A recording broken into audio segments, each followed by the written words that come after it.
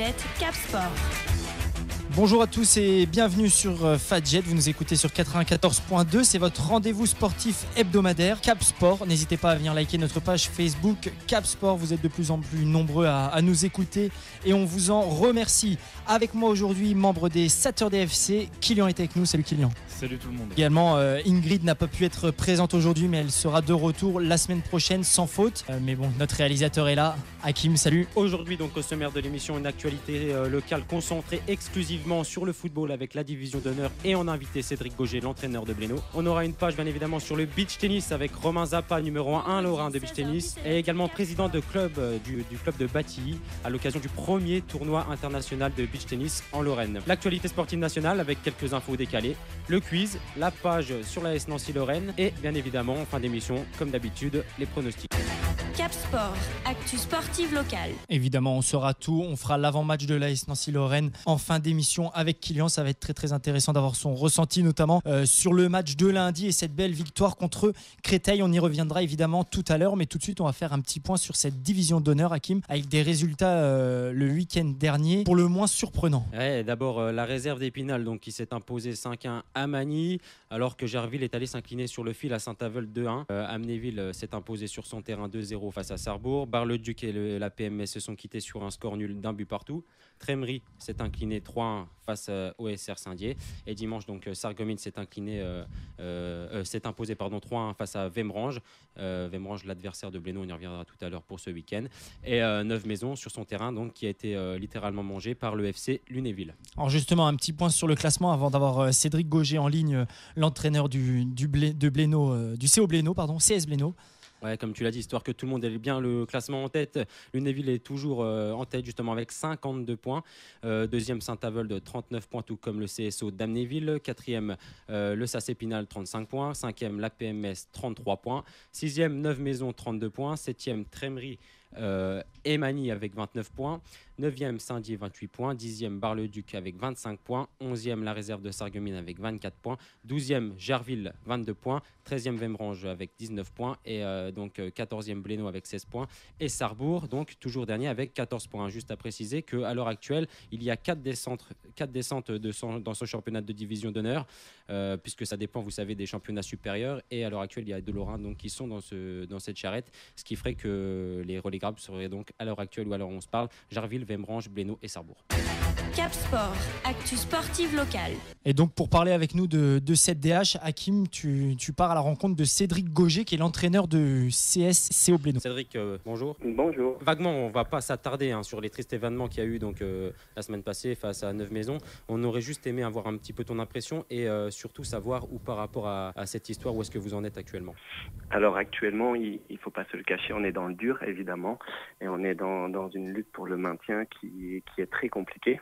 Avec ce tableau de DH où beaucoup d'équipes peuvent battre beaucoup d'autres et ça rend les choses difficiles. Alors sur ce match de Neuve-Maisons, est-ce que vous avez des informations? Est-ce qu'il va être à rejouer? Est-ce qu'il va être perdu malheureusement sur tapis vert? Est-ce que vous le savez à l'heure actuelle? Alors non, c'est absolument rien. La commission doit se réunir le 16 avril.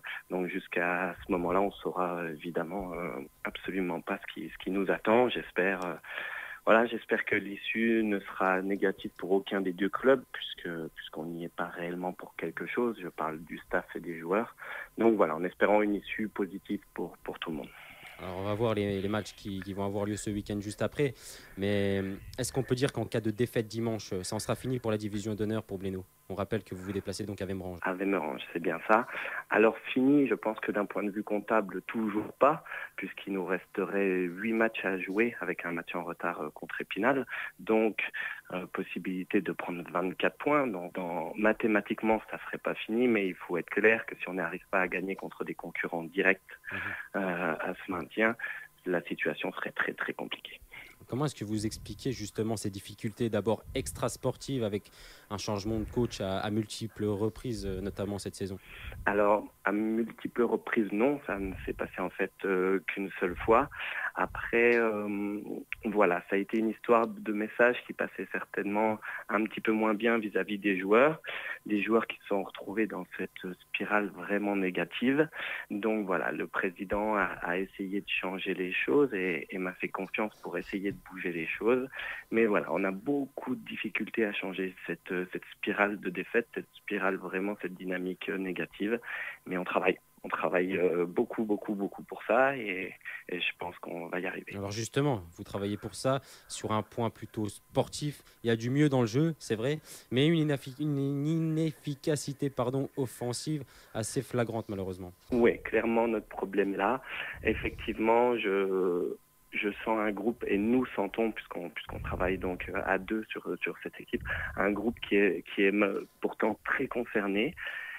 Mais on n'y arrive pas. Le jeu est même plutôt bon. On se procure des occasions. Ça en procure même beaucoup chaque match. Mais c'est vrai que dans la zone de finition, on est mauvais. On est vraiment mauvais. Il faut dire ce qui est. On n'est pas efficace. Et c'est notre gros péché. On a souvent perdu beaucoup de points. Notamment, on a perdu des 3 points de la victoire sur le fait de ne pas savoir tuer le match et se retrouver à prendre un contre et un but et voilà, on paye vraiment ce manque de réalisme offensif. Est-ce que je pourrais donc traduire ce manque de réalisme offensif, notamment à cause du départ d'Arnold Lem, On rappelle qu'il a signé à Lunéville le dernier jour du mercato.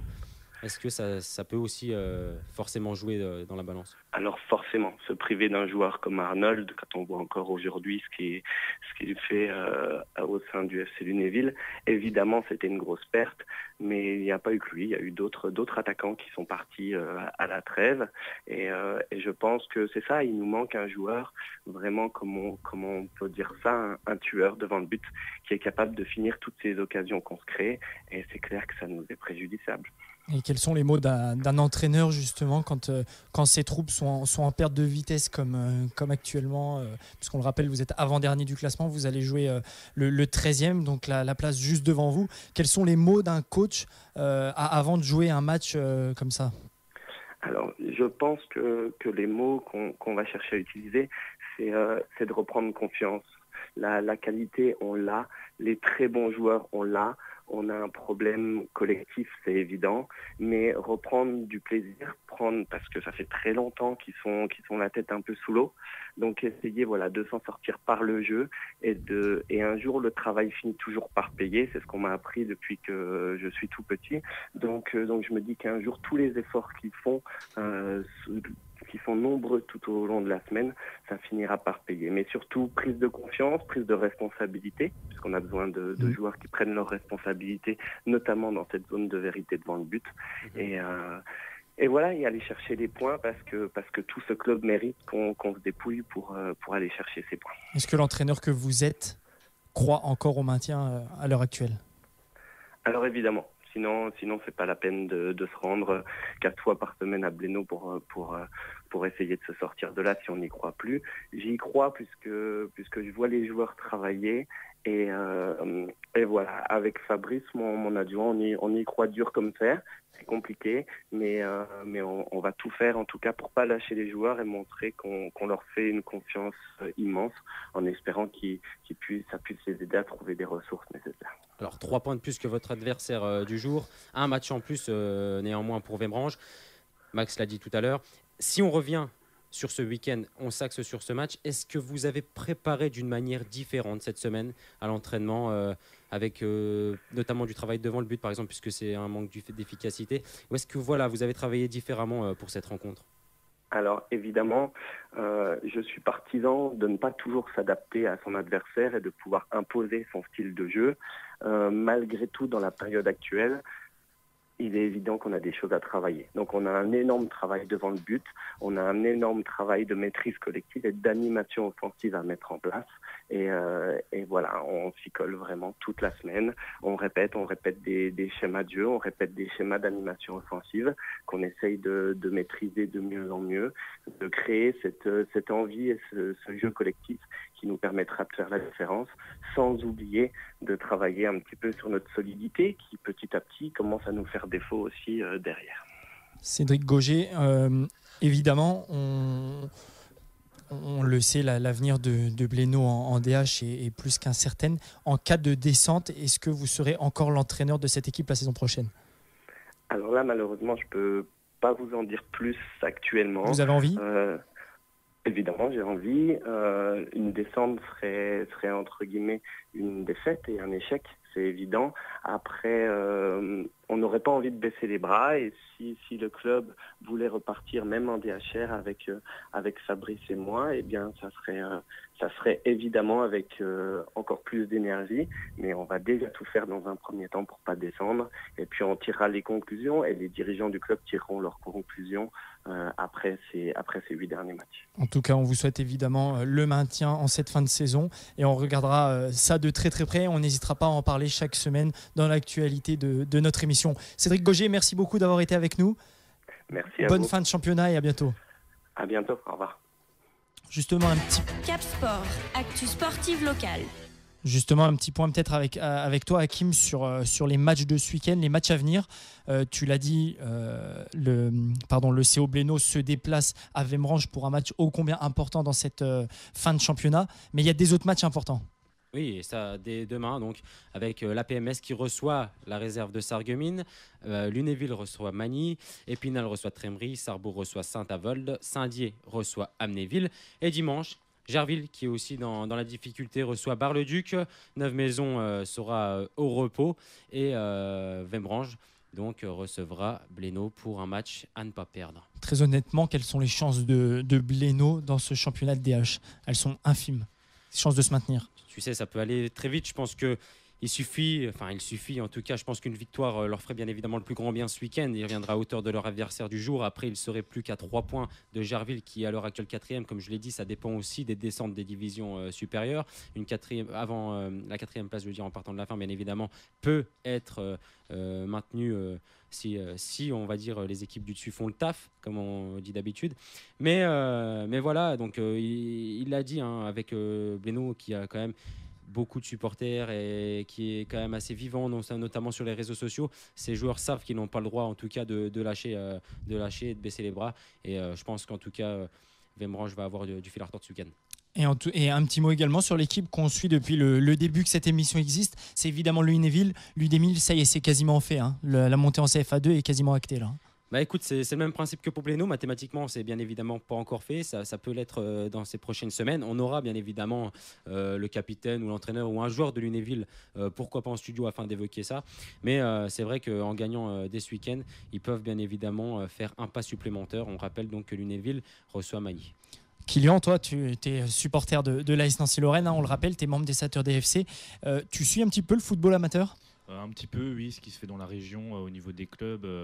Après, plus ce qui est proche de Nancy, ouais. Par exemple Saint-Max, Saulsure, vraiment tout ce qui est proche. De Blénaud, parce que de par son passé, on suit toujours un petit peu ce que fait Blénaud ou Pagny-sur-Moselle. Voilà, Lunéville un peu moins, mais vraiment, mais aussi quand même un petit peu. Bon, en tout cas, on suivra ce championnat de très très près jusqu'au bout. On va faire juste une petite pause musicale et on revient juste après. Il y aura un interview de Romain Zappa, qui est actuellement directeur du tournoi international de beach tennis qui aura lieu ce week-end sur la base de loisirs de Moineville. Évidemment, vous saurez tout sur l'avant-match de l'AS Nancy-Lorraine. On aura le ressenti de Kylian sur la bonne forme de l'AS Nancy-Lorraine, le classement, les infos, les pronostics. Vous saurez tout. À tout de suite sur Fadjet, vous nous écoutez sur 94.2. Actu sportive locale. Merci d'avoir choisi Fadjet pour finir votre journée et débuter votre week-end. On est ensemble jusque 17h. Alors ce week-end, on vous le disait tout à l'heure, aura lieu le premier tournoi international de beach tennis en Lorraine. Pour l'occasion, on a l'honneur et le plaisir de recevoir Romain Zappa, numéro 1 Lorrain, 433e joueur mondial de beach tennis et président du Beach Tennis Club de Batilly. Salut Romain. Bonjour à tous. Alors Romain, pour tous ceux qui ne connaissent pas ce sport, pouvez-vous nous dire qu'est-ce que le beach tennis? Alors en fait, le beach tennis, c'est un dérivé du tennis. C'est du tennis sur sable en fait. Donc c'est bien plus fun et bien plus abordable que le tennis. Ça se pratique en double, en musique. Et le truc qui est vraiment fun, c'est qu'on se tape dans la main à chaque changement de côté, donc entre adversaires. D'accord. Alors depuis combien de temps le beach tennis est praticable dans le monde et en France? Alors le beach tennis a été officiellement inventé en 1978 en Italie, dans la province de Ravenne. Mais officieusement, c'est un sport, on ne sait pas trop de quand il date, parce qu'en fait, c'est la personne qui a inventé les raquettes de plage. Le sport que tout le monde connaît quand on part en vacances, qui a inventé ce sport. Les Italiens n'ont fait qu'améliorer le jeu et créer des règles. D'accord. Et après, c'est venu en France bien plus tard. Après, c'est venu en France, donc à la fin des années 90, donc ça a été exporté dans les îles, en particulier à La Réunion. Et en 2008, il me semble, la Fédération française de tennis l'a intégré à sa pratique. D'accord. Et depuis 2008, donc on a un championnat de Lorraine, mais la pratique en Lorraine, elle est vraiment applicable depuis 2014. Alors, Donc, justement, comment est-ce que vous arrivez à pratiquer le beach tennis en Lorraine? On sait que la météo n'est pas forcément favorable chez nous. En fait, la météo, c'est pas forcément un problème au beach tennis, vu qu'on joue sur du sable. En fait, on a les mêmes contraintes que le foot. Après, c'est sûr que c'est plus agréable quand il fait beau, mais voilà, le seul inconvénient, ce serait la neige qui nous empêcherait de jouer. Bon, justement, en Lorraine, qui sont les joueurs de beach tennis? Des anciens tennisman, des tennisman à la retraite, ou alors des sportifs en tout genre? C'est ça, c'est un peu des sportifs en tout genre. Donc, c'est des joueurs de tennis, des joueurs de bad, des joueurs de foot. Ça peut venir de tout horizon. Une personne qui n'a jamais joué au beach tennis, est-ce qu'elle peut prendre plaisir à découvrir cette pratique en fait? Bien sûr, alors le beach tennis, c'est un sport qui est très abordable comparé au tennis. Au niveau technique, c'est beaucoup moins contraignant et c'est très ludique. Donc les personnes qui n'ont jamais joué et qui commencent à y jouer trouvent des sensations très rapidement. Et je dirais qu'en 30 minutes, on prend plaisir à se faire des échanges réellement. Bon, alors 2008, l'entrée du beach tennis en Lorraine. Et ce week-end, vous êtes un des organisateurs du premier tournoi international qui aura lieu donc, sur la base de loisirs de Moineville. Comment vous est venue l'idée en fait, d'organiser un tournoi international en Lorraine à Moineville? Vous prenez déjà des risques parce que de par la météo en plus. De par la météo, on a envoyé un communiqué de presse à Météo France. On espère que le temps va rester comme il est actuellement. Bon, on va croiser les doigts. On va croiser les doigts. Non, comment vous est venue l'idée d'organiser le tournoi justement? Après, on en est venu à avoir l'idée d'organiser un tournoi international. Donc déjà, de mon expérience personnelle, moi j'ai beaucoup bourlingué ces derniers mois en Europe pour faire des tournois internationaux. Et il y avait le souhait de mon comité, donc je suis président d'une association de beach tennis, de se lancer dans ces tournois internationaux. Donc l'année dernière, on avait commencé avec des tournois nationaux. Et donc là, l'objectif, c'était de continuer de monter en puissance et de proposer des tournois internationaux. Alors qu'est-ce que vous attendez de cette première édition? Alors de cette première édition, ça va être surtout un rodage pour nous. On espère déjà réussir notre tournoi, avoir une bonne première expérience. Et puis l'objectif, donc, c'est de nous améliorer pour réaliser nos prochains événements. D'ailleurs, le prochain tournoi international de beach tennis aura lieu dans 3 semaines, donc les 5, 6 et 7 mai, pareil sur la base de Solane à Moineville. Bon, ça enchaîne. Justement, au niveau des inscriptions, où en êtes-vous? On sait qu'il y a peut-être des étrangers. Alors, il y a double femme, double homme et double mixte. Et au niveau des inscriptions, vous êtes déjà rempli? Alors, chez les hommes et en mixte, on est complet. D'accord. Et chez les femmes, on est moitié plein. Et du coup, on a terminé les inscriptions sur cette note. Chez les femmes, c'est toujours un peu plus compliqué de remplir les tableaux. Il y a un peu moins de participants que chez les messieurs. Et quels critères il faut remplir en fait pour pouvoir participer à votre tournoi de beach tennis? Une personne qui nous entend et qui a envie de participer, est-ce qu'il peut le faire? Alors actuellement là non, vu que les inscriptions sont closes, oui. Mais n'importe qui peut prétendre à jouer au beach tennis, à faire un tournoi international. La seule contrainte qu'il faut, c'est avoir une licence de tennis à la Fédération française de tennis. D'accord. Alors actuellement, combien d'équipes? Alors vous avez donc rempli le tableau homme, le tableau mixte. Est-ce qu'il y a des étrangers ou la plupart des équipes sont des joueurs lorrains déjà? Alors une grande majorité comporte des joueurs lorrains dans chaque tableau. Donc chez les femmes, il y a à peu près entre 60 et 70% de Lorraine qui sont inscrites. Chez les hommes, on est à 50% environ de Lorrains. Et il y a 40% d'étrangers. Le reste, c'est des gens qui viennent de la France.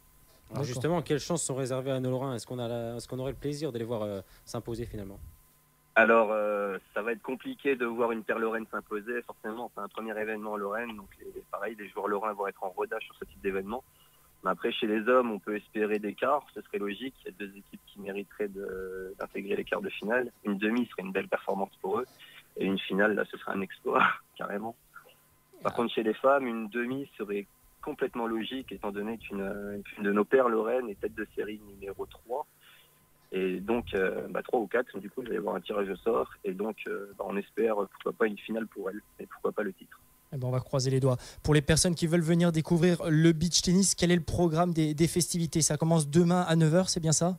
Alors c'est ça, on attaque dès demain matin à 9h jusqu'à 20h pour la première journée du samedi et on enchaîne directement sur une soirée des joueurs le samedi soir où tout le monde tous les joueurs sont conviés, même les extérieurs. Donc on a une formule à 15 €.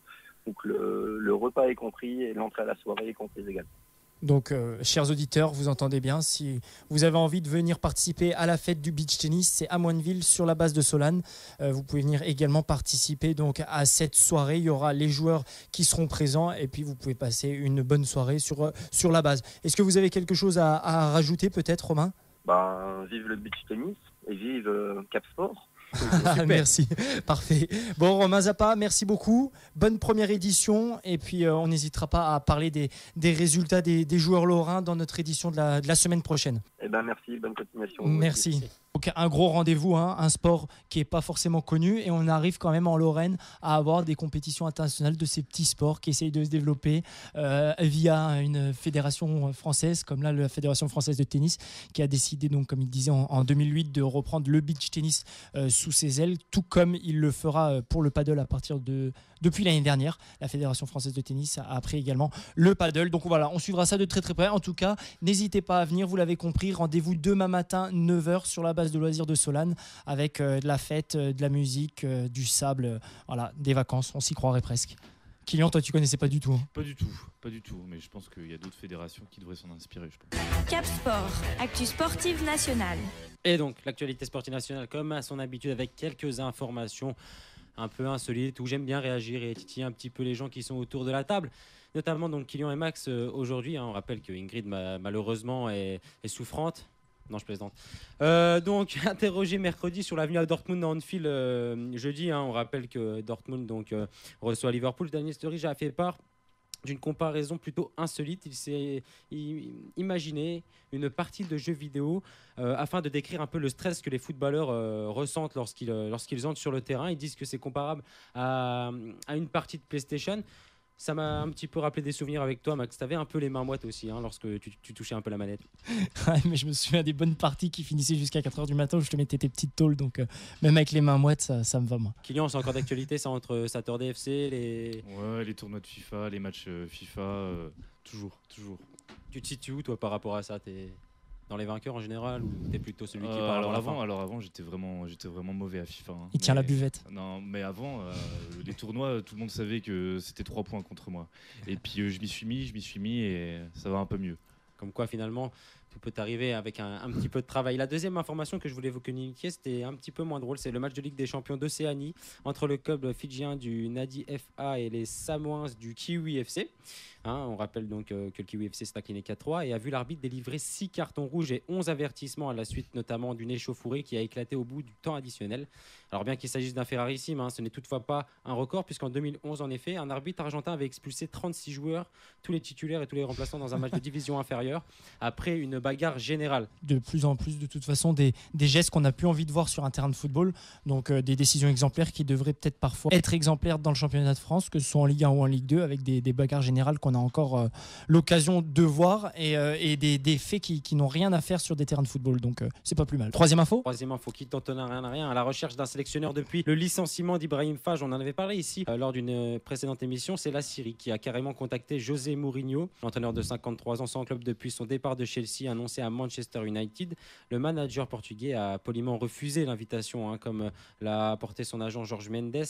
On rappelle que la 123e nation FIFA est encore en lice pour une qualification au Mondial 2018, ce qui reste donc une équipe potable, ils se qualifieront pas, mais pour en revenir sur José Mourinho, peut-être de plus en plus, et depuis la défaite du Paris Saint-Germain sur la pelouse du Manchester City, on en entend de plus en plus parler côté parisien. Alors est-ce que Laurent Blanc va vivre ses derniers jours du côté de la capitale française, je sais pas. Mais... Est-ce que toi, tu verrais un entraîneur comme Mourinho à Paris, toi personnellement? Ah oui, complètement, ça va totalement dans le... Est-ce que c'est l'entraîneur qui peut franchement amener la différence et leur faire passer finalement ce quart qu'ils n'arrivent pas à atteindre depuis des saisons? En tout cas, Laurent Blanc est encore là, donc tant que Laurent Blanc est là, il n'y a pas de pronostic à faire. Mais je pense que si Laurent Blanc demain vient à partir, José Mourinho est évidemment un potentiel candidat. Oui. Non, s'il y a échec en Coupe de France, je pense que Laurent Blanc il saute. Et après José Mourinho, il y a aussi Diego Simeone quand même. Je pense que s'il va au bout en Ligue des Champions, je pense qu'il va laisser l'Atlético là-dessus. Et je pense qu'à Paris, ils aimeraient bien un entraîneur de ce type aussi. C'est vrai que c'est des entraîneurs qui font un petit peu rêver, bien évidemment, les supporters parisiens, mais même nous, bien évidemment, c'est des entraîneurs de renom. Et c'est toujours plaisant de voir dans notre championnat, surtout que l'AS Nancy-Lorraine est bien parti pour affronter ces grosses écuries, de voir des entraîneurs comme ça sur les bancs. C'est franchement très intéressant. Allez, on va parler d'une petite info de tennis cette fois. Oui, j'ai pensé à toi avec Jarkko Nieminen, ex-top 15 mondial retraité en juin dernier. N'en a pas terminé avec le sport. S'il a délaissé la raquette, le meilleur joueur finlandais de l'histoire du tennis prendra en main une crosse de floorball. Donc tu vois encore un sport, Kylian, que tu ne dois pas connaître. Hein. C'est une variante du hockey, largement pratiquée dans les pays nordiques la saison prochaine. Donc il prendra une licence. Il a dit qu'il aimait les défis et prendre des risques. Il ne considère pas que sa réussite dans cette ligue comme acquise, mais il ne se fixe aucune limite. C'est assez rare quand même ces sportifs qui se reconvertissent. Ils s'ennuient après, hein. Une fois qu'ils sont en retraite, ils n'ont plus rien à faire. Soit ils deviennent entraîneurs, soit ils deviennent consultants, ou soit ils se lancent dans un autre sport. Ça fait alors rien à voir avec un sportif, mais Vincent Lagaffe, qui est aussi à la retraite, hein, l'animateur de TF1, qui se lance lui dans comment on dit, non, dans le jet ski. Non, mais en fait, il va créer un club de sport nautique, dans sa ville natale. Donc. Ouais. C'est une reconversion comme une autre. Mais toi qui suis particulièrement le tennis et qui connais bien évidemment ce joueur, tu sais que c'est quand même un rythme assez... je crois que tu m'avais dit encore la dernière fois, ils sont quand même sur 52 semaines dans l'année. Ils sont 48 sur le circuit. 48 sur le circuit. Et ils n'arrivent pas à épuisement. Au final, ils ne sont pas tout cassés passé l'âge de la retraite. Alors. Non, mais je pense qu'effectivement, comme je le disais juste avant, il faut bien se reconvertir dans quelque chose. Et puis, Nieminen le fait. Donc, tu sais, ils ne sont pas à plaindre. Hein. S'il a été 15e mondial, il a de l'argent pour profiter. Oh là oui. Et la cinquième et dernière information, c'était une musculature hors norme, celle de Anthony Joshua. On en a parlé cette semaine. C'est le nouveau boxeur donc, qui est champion du monde. Hein. Et il s'est servi de sa force. C'était la petite image sympathique pour soulever une camionnette pour aider un enfant à récupérer son ballon. Max, c'est quand même. Ouais, ça m'est déjà arrivé moi aussi. D'aller récupérer le ballon ensuite du voiture, j'en doute pas. Mais de rencontrer un personnage comme ça, c'est vrai que, en tout cas, dans notre enfance, on aurait fort apprécié, je pense. C'est certain. Allez, on fait une courte pause musicale et on revient juste après. Vous nous écoutez sur Fadjet 94.2, c'est Cap Sport. On est ensemble jusque 17h. Merci d'avoir choisi Fadjet. Vous nous écoutez sur 94.2. Vous finissez votre journée, vous êtes peut-être dans votre voiture en train de nous écouter ou tout simplement chez vous en week-end. En tout cas, c'est votre rendez-vous sportif hebdomadaire sur Fadjet. N'hésitez pas à venir liker notre page Facebook Cap Sport. Vous êtes de plus en plus nombreux à la liker. On va atteindre les 700 likes. Donc n'hésitez pas, partagez-la, partagez-nous. Et si vous voulez venir assister à une émission avec nous autour de la table et vous mettre avec un casque et un micro, ce sera bien sûr avec grand plaisir qu'on vous accueillera. Allez, c'est l'heure du petit quiz et on a la chance d'avoir Ingrid avec nous. Salut Ingrid. Salut Maxime. T'es en vacances, Salut ça va, Maxime. ça se passe bien? Ouais, en vacances à Barcelone.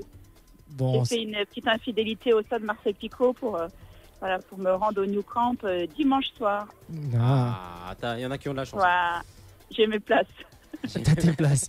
Allez, c'est parti. Première question. Hakim, Kylian, Ingrid. Quelle idée a eu un supporter de l'Olympique de Marseille suite à l'annonce de Margherita Louis-Dreyfus de vendre le club de l'OM? De le racheter? Non. De le mettre sur le bon coin. Pas de le mettre sur le bon coin non plus. Il a quelque chose à vendre lui aussi? Non. C'est suite à l'annonce de Margherita Louis-Dreyfus de vendre le club de l'Olympique de Marseille. Il a eu cette fabuleuse idée qui fonctionne très très bien. De quoi s'agit-il? De créer un site pour récolter des fonds de avant de pouvoir l'acheter. Pas un site. Sport, on en a parlé ici dans cette émission. Je te laisse le point quand même. Effectivement, il a lancé une collecte pour racheter le club. Et actuellement, il a 820 000 € de promesses de dons depuis quelques jours seulement. L'objectif est 64 millions d'euros pour racheter l'Olympique de Marseille. Donc il y a encore un petit peu du boulot. Moi, je pense qu'il y a un peu de boulot quand même. Un point pour Hakim. Ça va Ingrid, tu le vis bien? Oui, oui. Et elle va nous dire bientôt que la liaison est pas bonne et qu'elle peut pas gagner. Ah, bah, Ouais, c'est c'est sûr. ça, j'ai pas bien entendu la question. Ah, C'est exactement ça.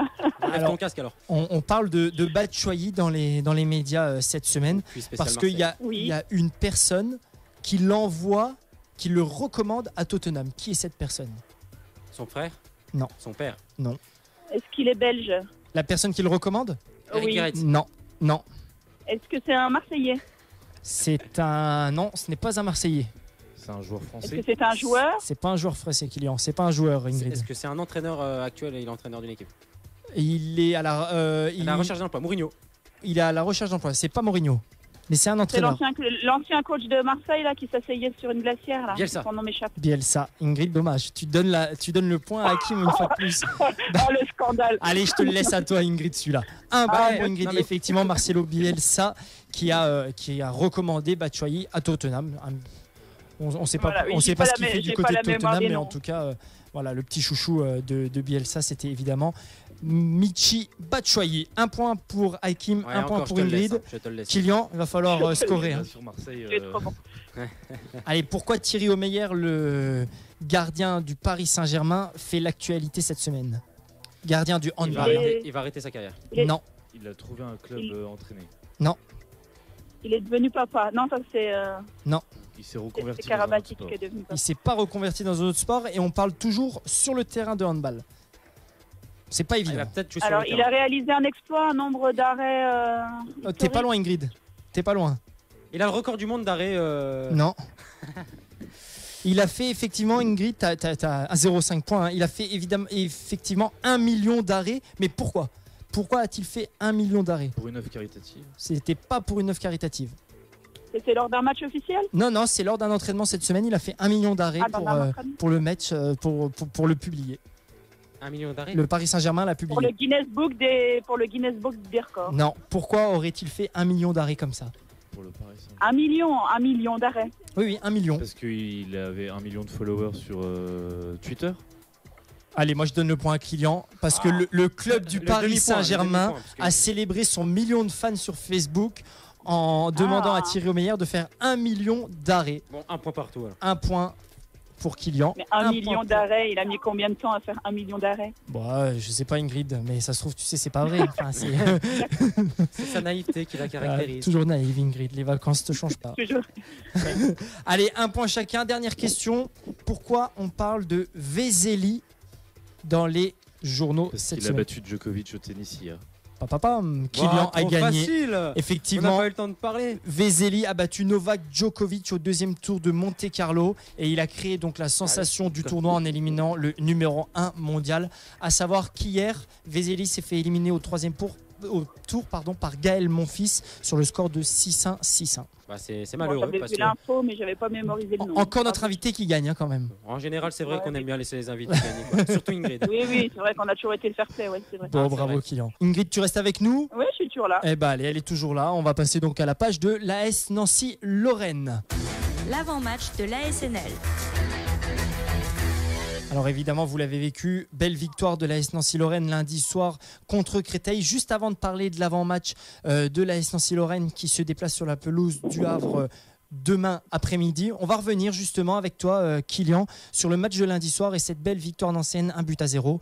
On aimerait revenir avec toi sur l'ambiance dans le stade. On avait l'impression que vous, groupe de supporters des Saturday FC, vous avez réussi à emmener avec vous les deux virages, que ce soit le virage 1 ou le virage 3 à votre gauche. Il y a eu quelque chose ce soir-là qu'on n'avait pas vécu depuis le derby contre Metz.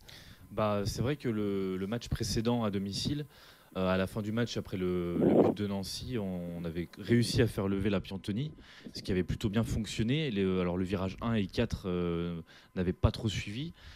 Mais pour le match contre Créteil, on a voulu le faire dès le début, au bout de 2-3 minutes de jeu. Et c'est vrai que le public a tout de suite répondu positivement à ça. Et ça a bien suivi. Je pense qu'ils ont bien saisi l'importance du match qu'il y avait.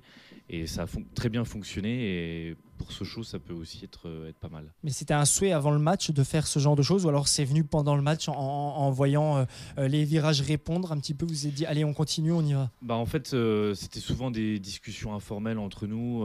Voilà, on en discutait après les matchs, à 2-3, on se disait ah là, si un jour Piantoni elle se met debout, ça peut être quelque chose d'exceptionnel. Et puis voilà, ça s'est fait naturellement en fait. Est-ce que vous allez faire en sorte... On a senti, Vas-y. senti dans le premier quart d'heure qu'il y avait une ferveur particulièrement dynamique. Là. Malheureusement, je crois que du coup, la physionomie du match a un peu crispé les tribunes pour qu'elles vous suivent jusqu'à la 88e minute en tout cas. Oui, c'est vrai que là, le premier quart d'heure contre Créteil, c'est quand même un des plus gros quarts d'heure au niveau ambiance cette saison, hors Metz, hein, parce que Metz c'est quand même autre chose au niveau de l'ambiance. Mais c'est vrai que pour ce match, même le Dijon, Lens qu'on a reçu à domicile, le premier quart d'heure n'a jamais eu une telle intensité. Et puis ça suit quoi. Donc non, c'est bien. Et c'est pas tous les clubs lorrains qui peuvent se vanter. Est-ce que ça vous donne pas envie justement pour les prochains matchs d'essayer d'organiser un petit événement ou quelque chose, un tifo peut-être sur la totalité de la tribune, ou des gens comme vous qui sont des adeptes, des fidèles des déplacements, peut-être aux quatre coins, afin un petit peu de fédérer tout ça? Alors pour la fin de saison, on a déjà tout planifié.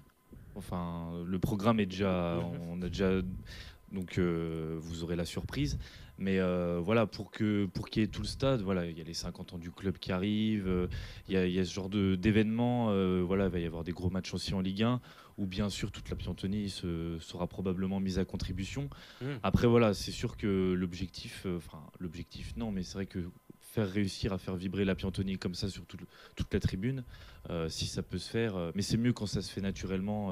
Mais je pense que ça peut venir naturellement justement avec cette montée et puis avec des matchs de Ligue 1, forcément, en tout cas ça aide. On sait que Nancy mérite quand même, je veux dire, cette position aussi bien sur le terrain que dans les tribunes, avec une affluence quand même devant des équipes et des écuries Ligue 1. Quasiment une affluence extraordinaire, je trouve, pour un lundi soir de vacances scolaires. Moi je m'attendais à voir le stade vide aux 2 tiers, j'ai été vachement surprise. Parce qu'ils ont ouvert la tribune haute. De voir le stade vraiment plein. Quoi. Alors l'adversaire de l'AS Nancy-Lorraine demain à 14h, c'est bien sûr Le Havre, actuel 3e de ce championnat. Je vais me retourner encore une fois vers toi, Kylian. Jusqu'à hier, l'AS Nancy-Lorraine n'avait pas l'autorisation du déplacement de ses supporters au stade Raymond Petit. Et puis, hier, il y a eu un communiqué dans la matinée. Les supporters de l'AS Nancy-Lorraine pourront se déplacer au Havre. C'est une bonne nouvelle. C'est quelque chose que vous y attendiez ou pas? Alors, pas du tout. Alors, ça a été un sacré bordel. Depuis, en fait, ça fait un mois que le club du Havre tape du poing sur la table pour que nous ne nous rendons pas au stade Raymond Petit, enfin au stade Océane au Havre, parce qu'il y a antécédents, Amitié, Metz, Le Havre, ce genre de choses. Mais au-delà de ça, nous, on s'était quand même engagé à faire le déplacement, juste le déplacement, et puis ne pas aller en ville boire un verre comme des fois on peut avoir l'habitude. Ils n'ont rien voulu entendre, et puis il y a eu cet arrêté qui est tombé dans la semaine, nous interdisant.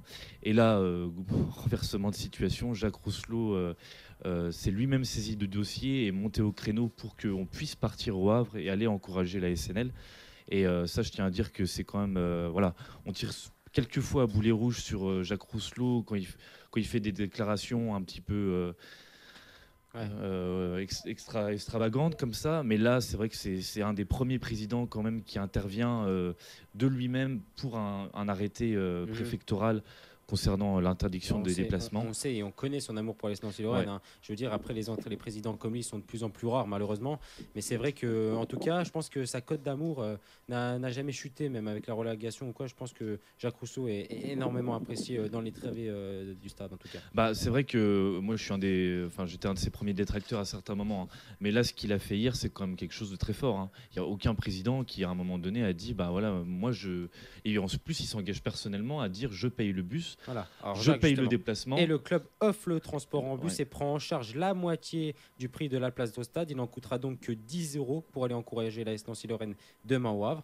Et le départ est prévu ce samedi à 5h du matin depuis le parking P7 du stade Raymond Petit pour un retour aux alentours de minuit. C'est ça. C'est ce que le club a communiqué, donc du coup c'est ce qui sera mis en place. Là du coup nous on gère plus rien, on avait planifié quelque chose. Là le club a tout pris en main et voilà. Mais en tout cas là-dessus, Rousselot a vraiment très très très bien géré et il faut le saluer là-dessus parce qu'il n'y en a pas beaucoup qui se mouilleraient comme ça. Justement, les supporters de l'AS Nancy-Lorraine qui nous écoutent et qui veulent faire le déplacement, ils peuvent encore le faire à l'heure où on se parle. Alors le club avait ouvert la billetterie hier à 14h pour ceux qui voulaient s'inscrire. D'accord. Je pense que c'est parti très très vite parce que nous, du côté du Saturday FC, on avait déjà un bus qui était archi bondé. Donc voilà, et je pense que va y avoir un autre bus qui sera au départ, mais je pense qu'il sera complet aussi. Bon, donc ça veut dire qu'on comptera combien de supporters nancéens a priori, ouais. Alors du coup, vu que ceux qui viennent pas en bus ne pourront pas se rendre au Havre, donc il n'y aura pas de supporters comme on a l'habitude, expatriés qui habitent au Havre ou qui sont dans les villes environnantes. Donc là, s'il n'y a que 2 bus, ça fera 100 supporters. Mais ça va, voilà, vu tout ce qui s'est passé, vu qu'on ne devait pas y aller, on devait y aller, on ne devait plus y aller, et finalement on y va. C'est déjà satisfaisant. Ça va être une belle fête. Mais je pense que là, on va faire du bruit, quoi. Bon, on compte sur vous en tout cas. Donc l'AS Nancy-Lorraine, grâce à sa belle victoire à domicile lundi contre Créteil, on vous le rappelle, 1-0, but d'Adji à la 88e minute. L'AS Nancy-Lorraine, les hommes de Pablo Correa sont toujours 2e avec 62 points, à 7 points d'avance sur le 4e Red Star et 7 points d'avance également sur le 3e Le Havre qui est donc l'adversaire de l'AS Nancy-Lorraine demain. Les joueurs havrais restent sur un match nul 0-0 sur la pelouse de Brest. Une stat importante à retenir, c'est que Le Havre reste sur 4 victoires à domicile de rang. La dernière défaite à domicile remonte pour eux le 8 février contre Dijon, 2-0. Quand on sait qu'on a fait 0-0 contre Dijon la semaine dernière, tout reste possible pour aller chercher la victoire là-bas. Oui, ça va être un gros match. Après, Le Havre, c'est quand même une équipe qui marque pas beaucoup. Bon, nous, on a un peu de mal aussi offensivement ces derniers matchs, donc je pense que ça va être très serré. Après, un point, ça satisferait tout le monde. Reste à voir les résultats de ce soir, ce que ça va donner, parce que ça, je pense que ça va dépendre de Le Havre, les résultats, comment ils vont jouer en fait. En tout cas, moi je voulais juste rajouter, justement, tu parlais de stats. Il faut aussi rappeler donc, que l'AS Nancy-Lorraine voyage mal en 2016, tu l'as dit, avec 0 victoire à l'extérieur, qui est aussi avant-dernier du classement sur tous les matchs de 2016. Et devant nous, il y a quand même le Paris FC et derrière nous Créteil. Donc l'AS Nancy-Lorraine voyage mal, malheureusement, et devra forcément compter sur ses supporters et tout pour essayer de créer l'exploit, ou enfin pas forcément l'exploit, mais ne serait-ce que de ramener un point. Je pense que ça serait déjà quelque chose de bien.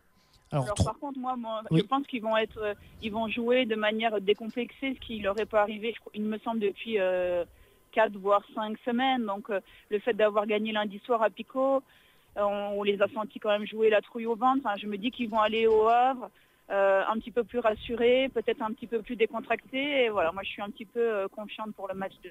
Oui, puis c'est Le Havre qui aura la pression aussi en fonction des résultats de ce soir.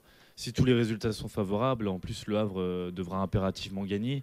Donc ça peut être tout bénéfique. Justement, un petit point sur les matchs de ce soir à venir, comme ça on en parle. Le Red Star 4e reçoit Niort, Bourg-en-Bresse recevra nos amis messins. Lens reçoit l'AC Ajaccio, Valenciennes reçoit Clermont, Créteil reçoit Auxerre, Sochaux reçoit Brest, Tours reçoit Nîmes et Laval reçoit Évian. Ça c'est bien, comme Max l'a dit, tous les matchs qui ont lieu ce soir. Demain, l'AS Nancy-Lorraine se déplace au Havre et lundi, le match qui oppose tout finalement. Dijon, leader, qui reçoit le Paris FC, dernier du classement. En cas de faux pas de Niort au Red Star et du FC Metz à Bourg-en-Bresse, et en cas d'une victoire Nancéenne, on peut dire qu'on a les 2 pieds en Ligue 1 la saison prochaine. Alors c'est toujours avec des si, mais là maintenant, on y arrive. De toute façon, même en gagnant les 2 derniers matchs à domicile, ce sera bon. Donc c'est sûr que ça sent bon. En plus, Sochaux, quand on les reçoit, ils auront joué Marseille en Coupe de France. Évian, ils joueront le maintien, mais voilà. Donc non, ça sent plutôt bon. Puis de toute façon, Metz, vu les 4 qui se sont pris au Auxerre, je pense qu'à Bourg-en-Bresse, ils vont s'en prendre une bonne aussi. Mais le Red Star, quand même, va s'accrocher, je pense. Pignor est mal en point, donc... Mais ouais, on y croit. 3 joueurs côté nancéen. Hakim, il y a le gardien, Andy Assambé. On sait que tu n'es pas trop fan, mais le match de lundi soir, il faut le dire, ça a été l'homme du match. Ça a carrément été l'homme du match. Alors dire que je suis pas trop fan, là t'abuses, parce que bon, je fais peut-être partie de ceux qui le défendent, des seuls et des rares à le défendre en tout cas en ce moment. Moi, je pense qu'en tout cas, on peut bien évidemment le remercier sur le match de lundi. Après, sur l'ensemble de la saison, c'est pas sur lui forcément que je jetterai la pierre. Je pense qu'il a fait une saison plutôt correcte. Et, alors c'est moi qui ne suis pas fan. Alors vas-y, donne-nous ton avis. Toi, je t'ai confondu parce qu'il a la même coupe de cheveux que toi ce soir. Mais par contre, j'ai déjà dit la semaine dernière, je crois que ça fait 2 matchs qu'il rapporte des points à l'AS Nancy-Lorraine, que ce soit à Dijon ou lundi soir.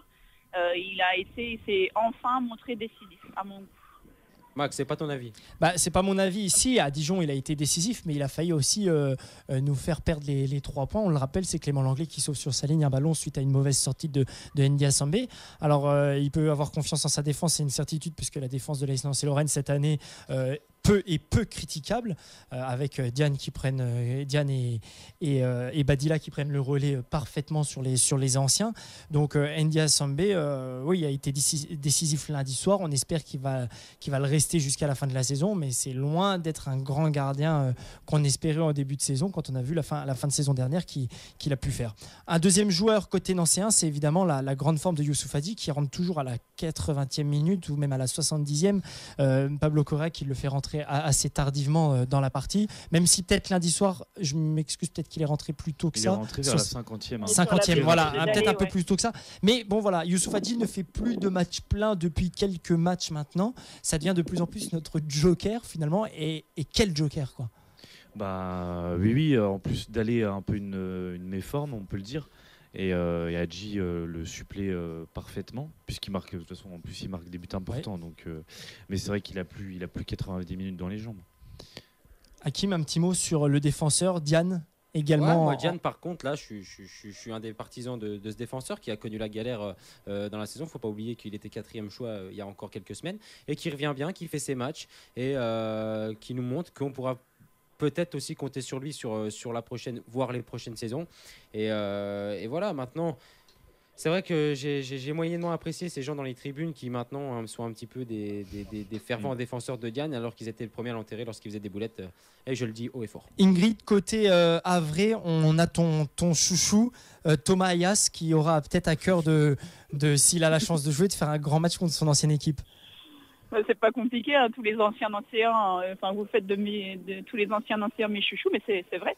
Oui, il aura sans doute à cœur de se montrer effectivement contre ses anciens coéquipiers.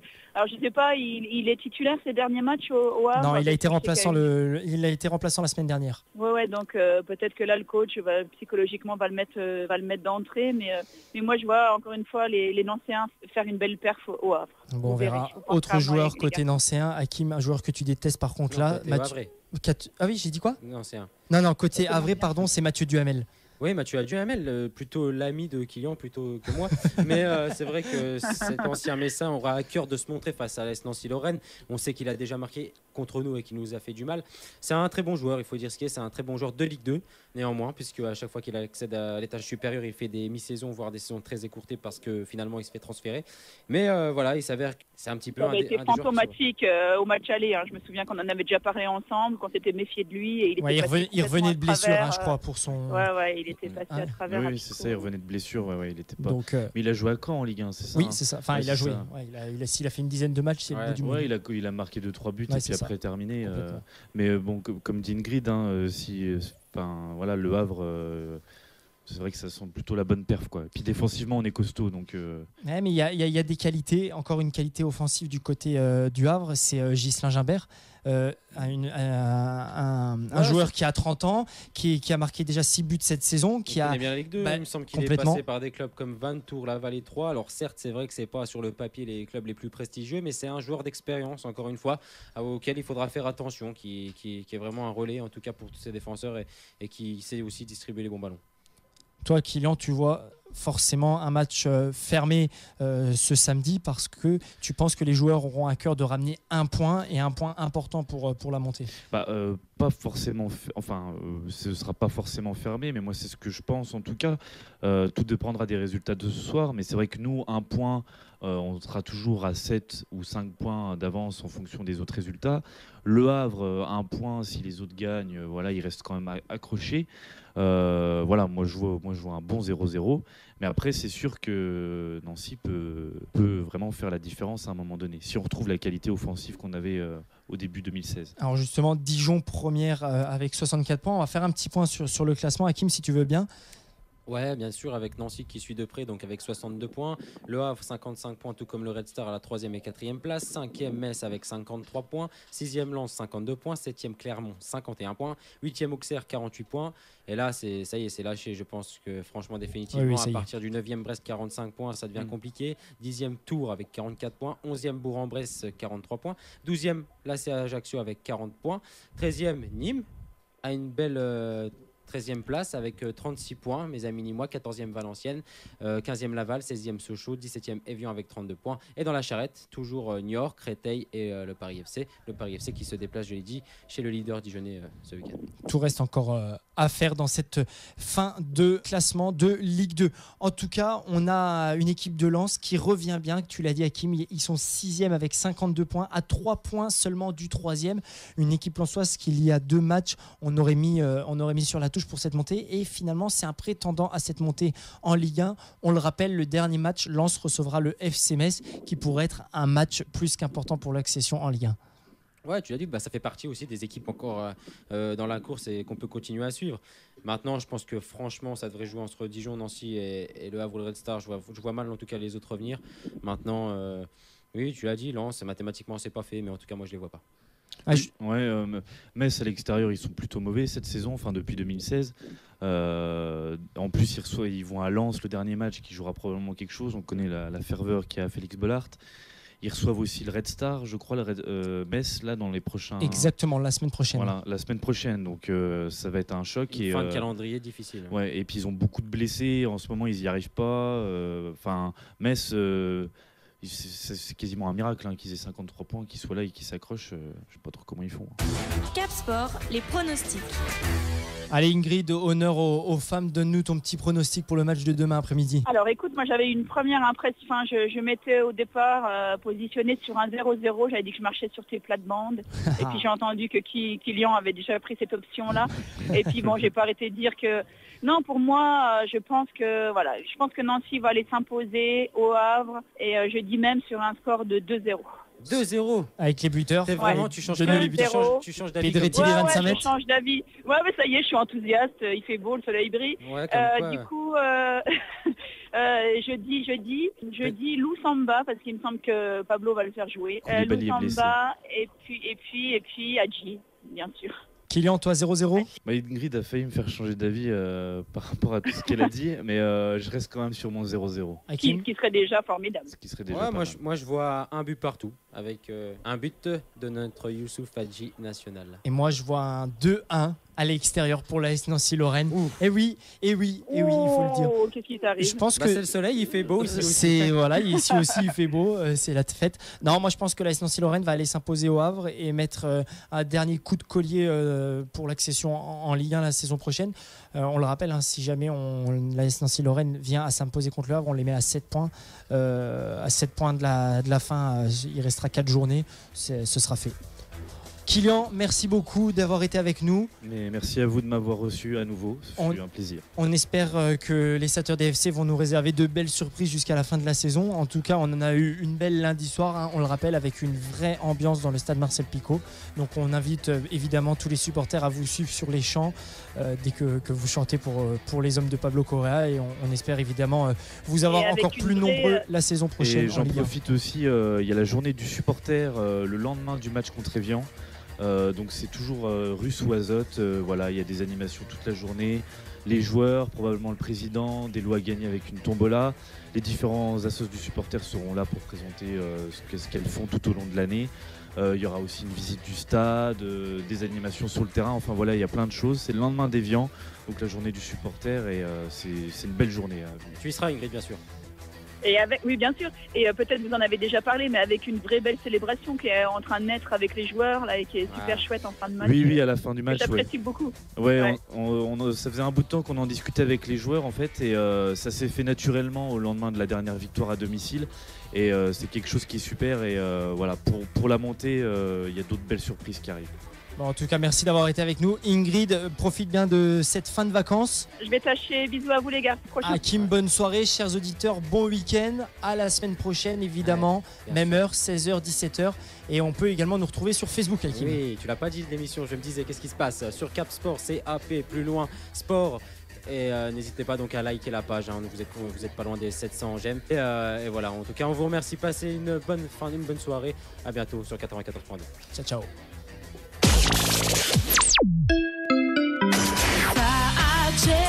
Très bon début de soirée sur Fadjet, il est 17h.